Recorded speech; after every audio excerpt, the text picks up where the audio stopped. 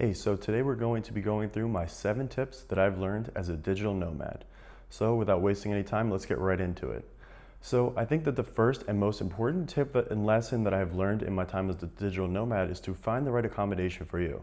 So you either have the option of staying at an Airbnb or staying at a hostel. I'm not really going to talk about hotels in this because that is not usually an option that I go for. But normally I actually split my time between Airbnbs and hostels. I prefer an Airbnb for the week when I'm working and then a hostel for the weekend. This is actually something that I find that a lot of people do. A lot of digital nomads do this because you get to experience the culture of the area. You get to meet people from all over the world in the hostels, and you have a really good time on the weekends because it's just all about the social experience. But then during the week, it's a great time to just book a business class Airbnb with reliable Wi-Fi and get your work done. This is the best combination in my opinion. I have tried to do a hostel during the week and you end up just at cafes or in the hostel lobby, and it's just more distracting to get your work done. A lot of the work that I do is confidential, so I would rather not have people overhearing my phone calls or seeing my screen. Even though I use a screen protector, I would just like to take all of the necessary precautions. So tip number 2 is actually an interesting one. I have not seen it anywhere else, and it is actually to use a travel router.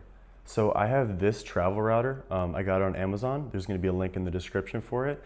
And in the next couple of tips, you're going to really understand why I use this travel router and what the main benefit is. It's called the GL iNet ARM 300. And this is a amazing travel router. And so I know a lot of you are going to be like, why do you carry around a travel router? That seems like a hassle. I work in cybersecurity consulting remotely, and I carry a lot of devices around with me, and it is just really, really a hassle when you're walking around from Wi-Fi to Wi-Fi, connecting all these devices, 2 laptops, 2 phones, multiple other devices connecting to the Wi-Fi.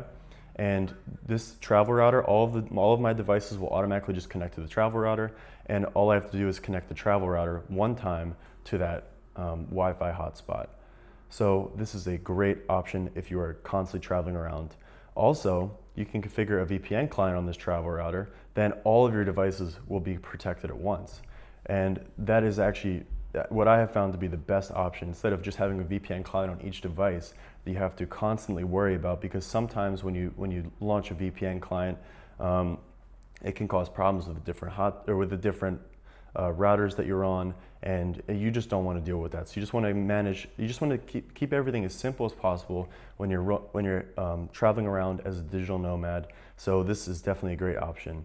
And I chose this router specifically because it supports WireGuard protocol, and WireGuard is just a much more simple, low processing.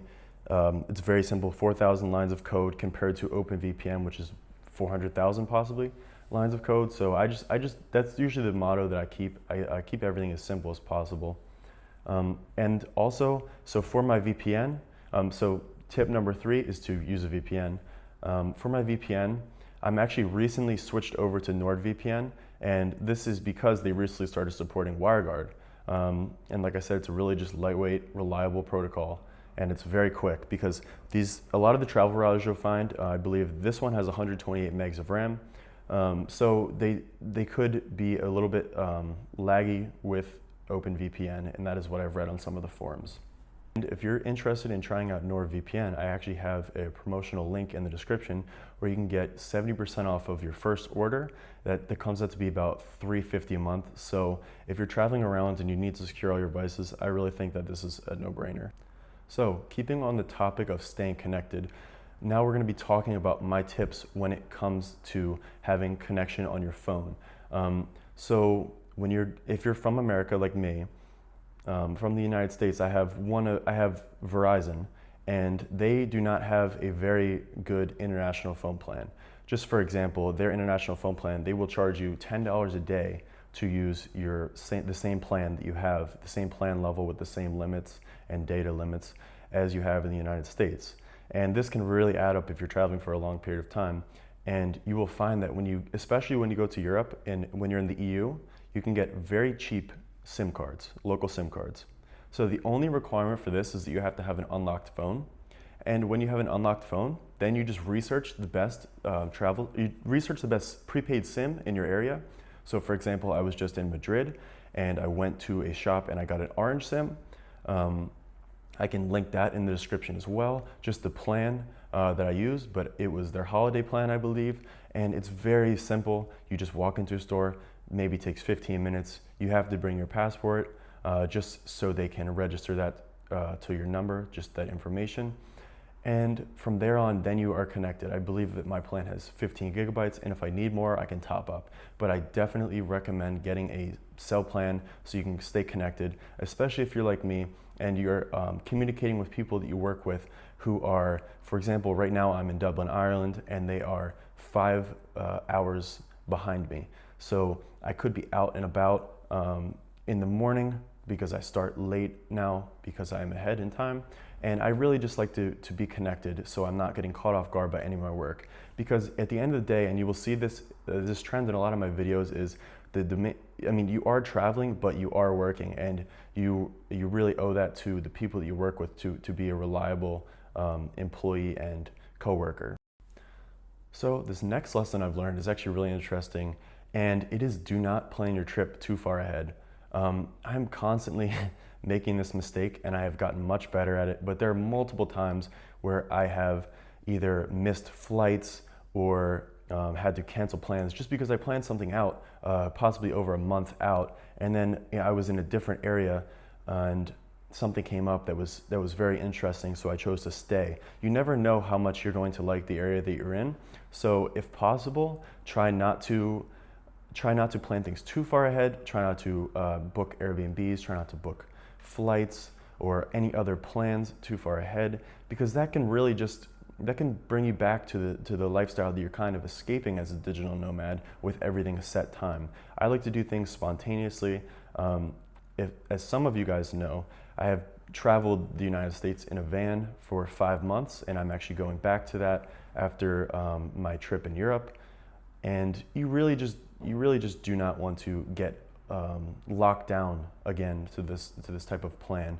So just keep everything up in the air, keep your schedule open, and you will find that a lot of opportunities present themselves to you, and you'll find yourself saying yes to a lot of more things instead of saying no and missing out on opportunities. So this one is a big one. It hurts me every single time I go to the airport or I go to a touristy area and I see someone exchanging currency. Do not exchange currency in these areas, because there are people who are looking to capitalize on tourists there, and they're looking to capitalize people mainly on convenience, or they just don't know that they can, or they don't know the options with exchanging currencies. So my best recommendations are to research the area that you're going to. This takes a couple minutes, and it's worth your money if you're going to be in a place for a long period of time and you're going to need a lot of money. So I definitely recommend carrying cash, so you do need to do a conversion at some point. Personally, what I do is I have a TD Bank card, and I research an ATM, and I go to that ATM. I do not have international transaction fees. I do get hit with an out-of-network fee on my bank card, but this is the best option that I've found. And then for some of my other purchases, I actually use the TD Bank card as well. It doesn't have the international transaction fees, and I find that when you leave it up to TD Bank to negotiate the exchange rate, you actually do come out with a pretty favorable rate. So I just prefer to do this. I also am not super big on spending cash. I find that I spend a lot more cash when I have it, so I like to document and have all of my travel expenses down on my card. So this is what works for me. There are a lot of travel cards out there that do not have transaction fees in foreign countries, so just do your research. Hopefully you already have a card that has no transaction fees. So tip number 7 is some lessons that I have learned on finding cheap flights and just traveling around to new countries for very cheap. So this trip that I'm on right now is a 4-week trip. I flew from Los Angeles to Barcelona to Dublin, then I'm going to Madrid on Friday, and then from Madrid to Vienna, Vienna to Slovakia, and finally Slovakia to Amsterdam. And that sounds like a lot of flights in a very short amount of time, but I managed to get all these flights for extremely cheap because of some of the lessons that I've learned over my time as a digital nomad. So here's how I do it. I keep my locations very open, As long as you don't have to be somewhere at a set period of time, you can really find cheap flights. So you open up Google Flights and you can just explore it. That's what it's called in Google Flights. And you choose a date range, and then they will show you some of the cheapest flight options. And this is how I've actually had some of my best trips. Because, for example, I would have not exactly planned to go to Slovakia, but it presented itself to be a great option because of the cheap flight. And then I looked into it, and actually Bratislava is looking like a great city for digital nomads. It's kind of a little bit unknown, and I think that'll be very fun. I'm traveling with a few friends, and we all are very excited to be digital nomads in this place. And so along the lines of flights, all three of us that are on this trip are only flying with a backpack. I have a 30-liter backpack, excuse me, and everything I have is in this backpack. And it also has to be under 10 kilograms, so just 22 pounds for my US audience. And really, this is the best way to do it, because you find that you can get a 20 euro flight, for example, when you're in Europe, but you will get hit for maybe 60 euros if you have a heavy bag, or you have an extra bag, even if you bring it on carry-on. Also, this allows us to really travel quickly. We can pick up wherever we're at and keep moving on to the next location. So we find that this is a terrific option. One interesting perspective for me is that I'm traveling with 2 heavy laptops and a portable monitor.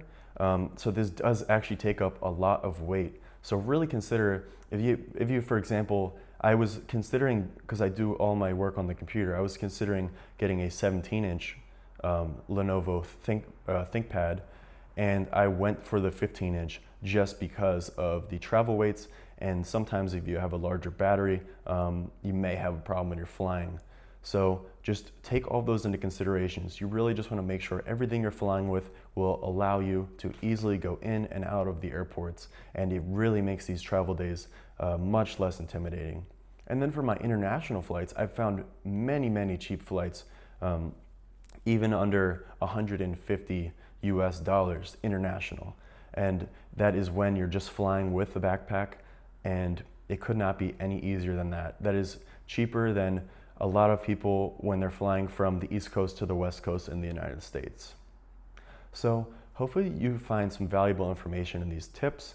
All of the information that I discussed in this video will be referenced in the description, just so you can go back and get some external references, maybe to some links and such to that.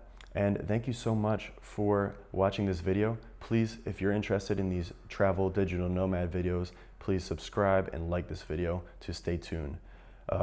Expect another video from me from Madrid. Thanks.